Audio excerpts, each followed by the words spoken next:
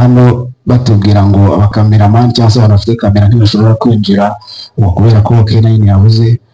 Nkeka ko ariko bikajyana n'izindi complaint tumaze iminsi abapromoters abategura ibitaramo bavuga bati BK Arena iratugora, BK Arena hari n'uwo muretse kumva bavuga ngo batwishyuza feyjenike icyatanu kandi igura 250. So ndagira ngo nka BK Arena nibyo muri mu bucuruzi muri abashoramari, ariko se iyo murebye iyi nyubako tuvuga ko ari y'Abanyarwanda, ariko tuvuga ngo Ben agiye kuzuza BK Arena, mukanya yavuze ngo umuhanzi nategura igitaramo cye dushaka kumushyigikira kikamusiga ku rundi rwego, ariko none hagiye tuyuzuza ariko asigare mu bihombo. Erezo Makoyenda we afite abafatanyabikorwa tunabashimira, wenda we nta ashobora kutagira icyo kibazo, ariko suppose undi muhanzi arajejuje Arena ariko asigaye mu bihombo. Niki muri no mukora kugira ngo mworohereza aba hanzi bacu bakora ibintu ariko bagira ikintu bafata? Murakoze. Murakoze, nabivuze mureke twibande ku gitaramo cya TheBen. Ibisubizo bindi muri business nitujya kujya muri detail ya buri nitujya muri detail ya buri kantu nitwabivamwo. Bya kamera n'ibindi, hari protocol zikorwa ahantu hose, hari ibintu abantu basabwa bakurikiza kugira ngo ibintu bigende neza. Inyubako ifite standard iriho, ifite kuyoborwa. Iyo rero abantu basabwe gukora ikintu uko bagikora mu nzira zo, ngira ngo nta uri hanze ubu niba uko mbyibaza hari uri hanze.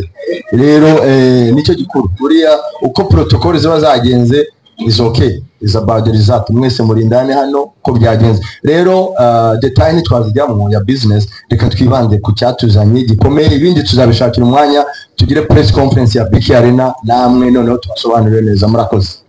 Ikindi kandi ikibazo kibaye lance, nibaza ko ikibazo kibaye lance gutya wenda shanga bashaka kutabagaragariza ko acyumvishije, ariko amushaka ko ari bugire ahakigeza, and you guys things will change.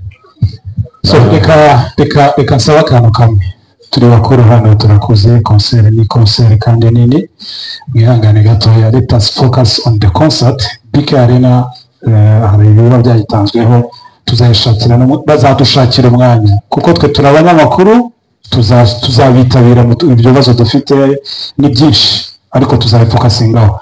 Reka dufokasinge kuri concert, tutaza no gutwara umwanya, kandi I know kabisa you're very important person, you're VIP, you guys, I know.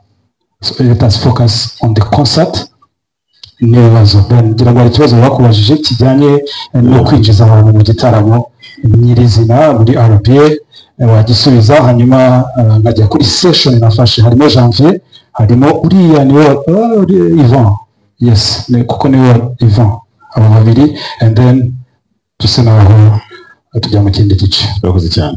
Igitaramo gifite ntabwo navuga ko umwihariko ari umwe, nimba ikintu ngo nacyo kuvuga imyihariko kibaho, gifite like waves zigiye zitandukanye kandi ziri special, ariko ngerageje kugira icyo mvuga. Ni igitaramo kidasanzwe mu buryo bumeze gutya, ni ukuvuga ngo harimo izo surprise performance turi kuvuga, ndetse ziprogramye mu buryo budasanzwe. Maze iminsi nayibona ko BK bikora cyane, aho duhuza indirimbo na graphics bitewe na message n'ibindi bifite. So we are doing that ku yindi level. Ikindi kandi ndashimira cyane company ya Rwanda Events yemeje gutanga, no kuvuga ngo nimba bari basanzwe batanga lighting yabo ugeze nko ku matara 200. I think biyemeje kuduha amatara 800. So we're going to have a special arena izaba yaka mu buryo mutigeze mubonamo.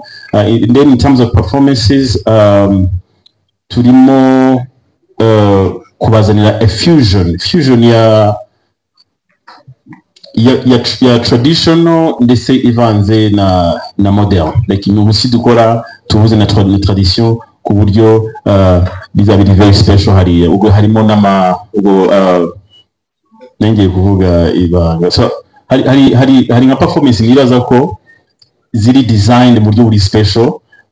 Imana ifashe ntarenga hanga kugira ngo navuga ibyo nabahishiye, ariko it's a special event. Nibaza ko ifite ama waves atandukanye kandi atari yakorwaho muri events twagiye tugira mu Rwanda muri performance cyangwa se mu ma concert, so ndumva mushonje mwishyura bari kona. Akoze nitwa Janvier umunyamakuru wa Nyarwanda. Nshaka kwanza gushimira Ben mu myaka amaze mu itangazamakuru kugira ngo muganda ngiye kubona concert yawe bwite nakonyemo ibitaramo byabanje. Ni igitaramo gishingiye ku kumurika album yawe. Ndashaka kubaza muri rusange mu ndirimbo zose zirenga 10 ziko album yawe, kuki wahisemo ko iyi album yita Plenty Love? Byose ari amateka ufitanye n'indirimbo, kuko wanashoboraga kwita True Love igaragaramo Madame, ariko wahise Plenty Love kubera iki? Hanyuma sinzi niba nabyo wenda ari agaseke, ariko nakifuje kumenya nka producer bayikoze, namaze kumenya ko Kiza arimo, sinzi wenda abandi bagufashe mu kwikoraho. Hanyuma tugatse ku indirimbo True Love twabonye hano wayikoreye, benshi bakekaga ko hari yari mu rugo cyane ko wajya gusukuma, wifashishijeho Madame kuri social media harashya ati ni wari ukwiye kugaragaza Madame kuriya, twari dukwiye kumubona yitegura kwibaruka, warabibonye. Ni ibintu wakiriye gute? Hanyuma kuri Engine twumvisha ko Skol na TheBen bazaduha bonane. Engine uretse kuba hari amatike muzatanga wenda ku muntu waza kunywera kuri station uzanye, biteye bituma akoze. Uraza kumfasha nyibutse ko yikurikirana. Think cyambere cyari album muri rusange. Yego, album iri indirimbo 12, hanyuma abaproducer bayigizeho ufite bimwe muri ibintu bibazo turi kugenda twakira, ufite ndi kubisubiza mu buryo buri vague cyangwa se bujimije. Nibaza ko nkuko bivuze neza cyane abaproducer bakoze kuri album na Kiz arimo, so dufitemo Medbeat, dufitemo Element, dufitemo Real Beat, dufitemo Koze, dufitemo amazu akomeye atandukanye akora imiziki yacu mu Rwanda. Ndumva naragerageje kwita ku banyarwanda cyane in terms y'abaproducer. Hanyuma kuba twarise Plenty Love ni urakoze kuri icyo kibazo, kuko ni so basically hari n'ibintu byinshi. So Plenty basically urugendo rwanjye rw'umuziki ngerageje kurushyira nko n'ahantu naruramburira, ntabwo nibaza ko narurambura ngo rurangire, but in terms of love, you know,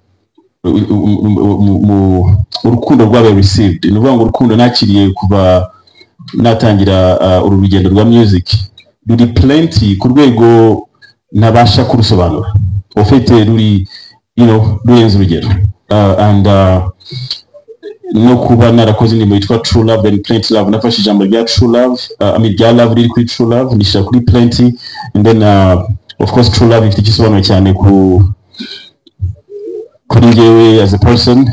Ni indirimbo nakoranye na my wife, and then of course nshiraho Plenty, and then Plenty nshaka kubiririya na fan base n'urukundo abafana bakunda TheBen cyangwa se umuziki nyarwanda muri rusange. So niyo mpamvu twahisemo kwita Plenty Love. Ndumva nsubije ku kibazo cyo kuri video ya True Love warubashije nacyo. Abantu bagira, you know, abantu bagira uburyo ki babonamo ibintu. Kuri twebwe ntabwo twabibonyemo ikibazo, usibye ko n'abantu simbaveba, kuko nubwo twebwe ntacyo byari bitwaye, ariko na mama umbyara ntabwo yabyishimiye. So ndanamusaba imbabazi imbere yanyu mwese, mama mbabarire, and of course ndasaba imbabazi abantu bayibonye mu yindi shusho, ariko bitanakuraho ko imbone yanjye ndetse na my wife ntabwo na n'izi saha tuyibonamo ikibazo. We just want to twashatse gukora video ndetse dushaka no kugaragaza gratitude dufite you know, ku Mana. Ariko mama umbabarira aho hose, sorry mama yamamagaye cyane, ntabwo yigeze yishima.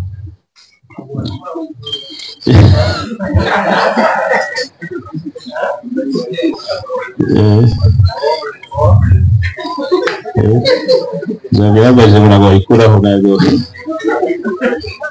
So ndumva isubije ibibazo byose Javier asigaye cya.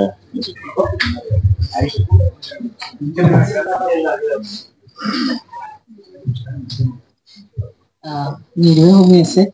Hello everyone. Nkuko muzi engine igira slogan yitwa with us you're number one. So of course other partners nago babakunda cyane kuturusha. Yes, we are very passionate and very focused, just to be precise, about supporting talent and creating memorable experience, especially for our customers. Our customers bacu bari in different segments.